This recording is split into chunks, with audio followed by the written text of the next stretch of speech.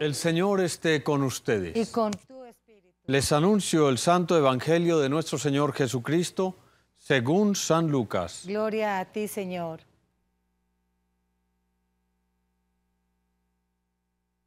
En aquel tiempo se acercaron a Jesús todos los publicanos y los pecadores a escucharlo, y los fariseos y los escribas murmuraban diciendo: Ese acoge a los pecadores y come con ellos. Jesús les dijo esta parábola. Un hombre tenía 2 hijos. El menor de ellos dijo a su padre: Padre, dame la parte que me toca de la fortuna. El padre les repartió los bienes.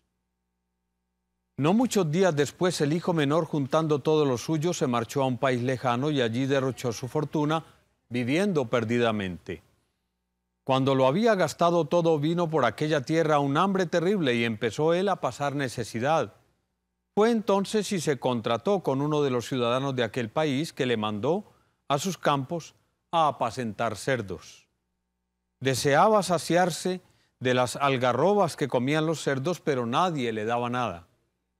Recapacitando entonces se dijo: ¿Cuántos jornaleros de mi padre tienen abundancia de pan, mientras yo aquí me muero de hambre? Me levantaré, me pondré en camino a donde está mi padre y le diré: Padre, he pecado contra el cielo y contra ti. Ya no merezco llamarme hijo tuyo. Trátame como a uno de tus jornaleros.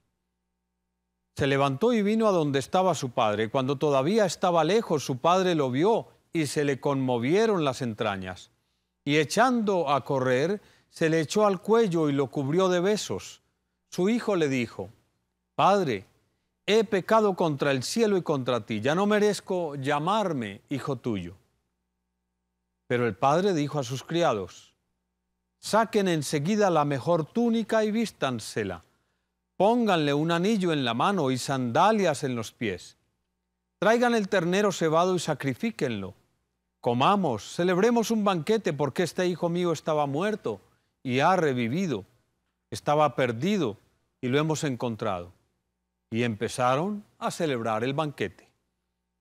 Su hijo mayor estaba en el campo. Cuando al volver se acercaba a la casa, oyó la música y la danza, y llamando a uno de los criados le preguntó qué era aquello.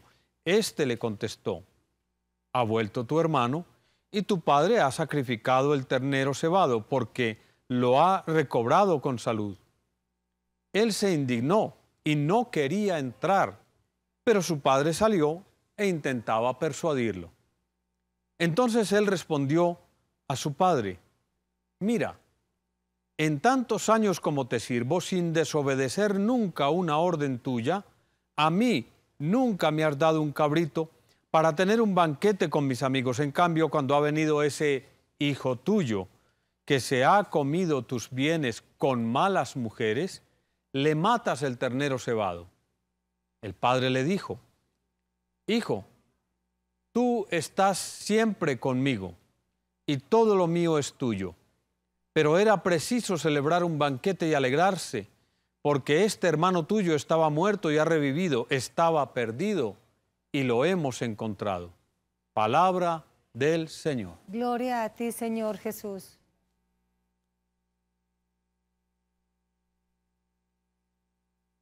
En este último día de la segunda semana de Cuaresma, la palabra nos ofrece tal vez la parábola más famosa que nosotros podamos haber escuchado, la que conocemos como la parábola del hijo pródigo, que con sensatez ha sido cambiado su nombre por la parábola del Padre misericordioso. Ya desde la primera lectura del profeta Miqueas se nos dice: ¿Qué Dios hay como tú, capaz de perdonar el pecado, de pasar por alto la falta del resto de tu heredad? Y Miqueas nos dice que lo que Dios es capaz de hacer es tener compasión. Volverá a compadecerse de nosotros, destrozará nuestras culpas, arrojará nuestros pecados a lo profundo del mar. Esas mismas expresiones, pero llegadas al relato, a la parábola del hijo pródigo o padre misericordioso, suena con mayores detalles así. Primero que todo, están juntos los que se creen justos y aquellos que son muy pecadores. Entre ellos están los fariseos y los escribas que están murmurando a Jesús. Este recibe a los pecadores. Además, se deja invitar a comer con ellos.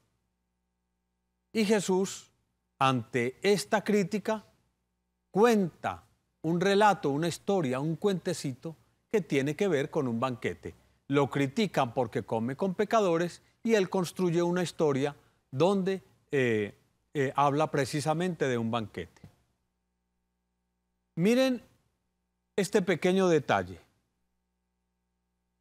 No dice, el hijo se quería ir y el padre le entregó los bienes, sino que aquí dice, les repartió los bienes, les repartió, no a uno solo, sino a los dos. Desde aquí empezamos a darnos cuenta que tenemos una mirada muy negativa para el hijo que se fue, pero también una mirada muy negativa para el hijo que se queda. En este sentido, vemos que los dos hijos se ponen al mismo nivel. Ambos se ponen al mismo nivel. Uno porque se va, el otro porque se queda.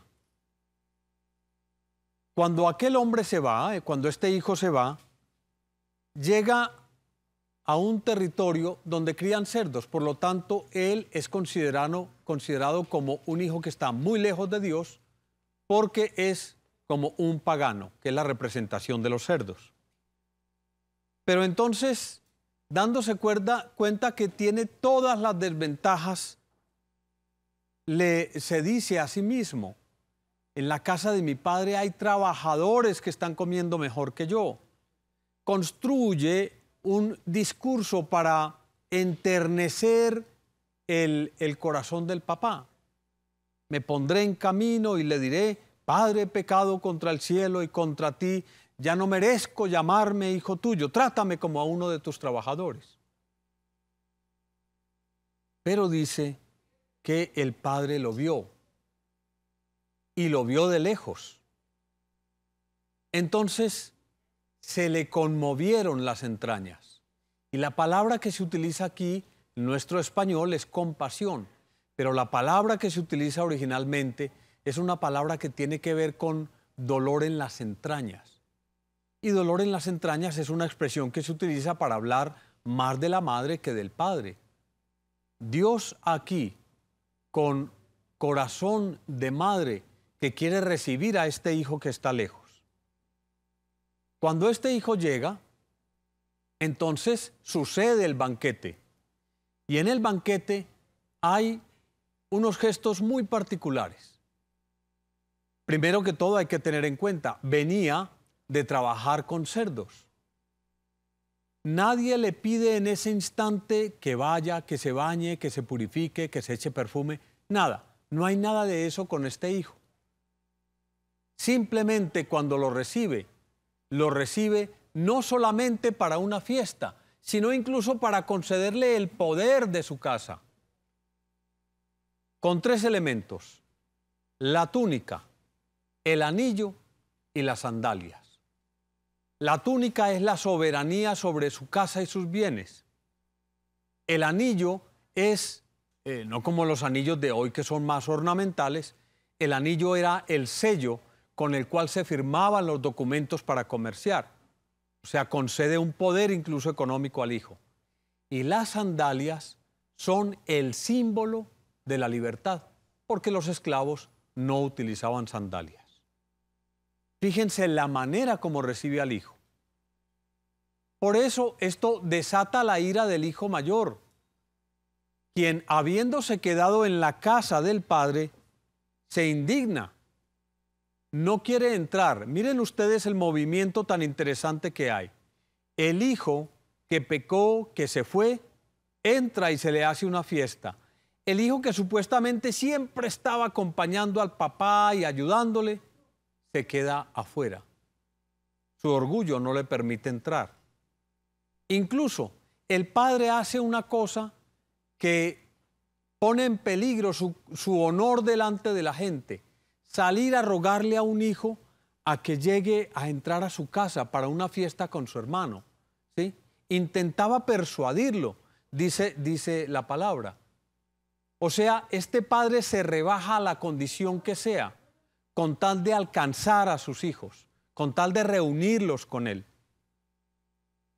Y el hijo mayor, para mayor cuenta, se le ocurre pensar qué fue lo que hizo su hermano menor. Porque en el relato no dice. El hijo menor, en medio de su rabia y su dolor, dice: cuando ha venido ese hijo tuyo que se ha comido tus bienes con malas mujeres.